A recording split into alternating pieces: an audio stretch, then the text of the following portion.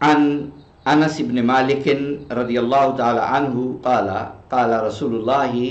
صلی اللہ علیہ وسلم اذا استحلت امتی ستا فعلیہم الدمار اذا ظہر فیہم التلاعن وشربوا الخمور ولبسوا الحریر واتخذوا القیان واقتفى الرجال بالرجال والنساء بالنساء رواہ الطبرانی والبیہقی و ابو نعیم۔ حضرت انس بیان کرتے ہیں رضی اللہ تعالی عنہما کہ رسول اللہ صلی اللہ علیہ وآلہ وسلم نے فرمایا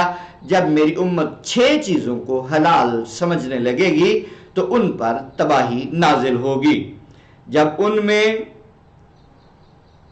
ان میں باہمی لعنت ملامت عام ہو جائے گی، لوگ کثرت سے شرابیں پینے لگیں، مرد ریشمی لباس پہننے لگیں، لوگ گانے بجانے اور رقص کرنے والی عورتیں رکھنے لگیں،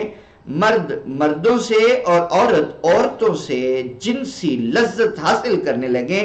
یعنی ہم جنس پرستی عام ہو جائے اور گیز اور لیسبینز کے گروہ عام ہو جائیں، اس وقت تباہی و بربادی ان کا مقدر ٹھہرے گی۔ اس حدیث کو امام طبرانی، بیہقی اور ابو نعیم نے روایت کیا ہے۔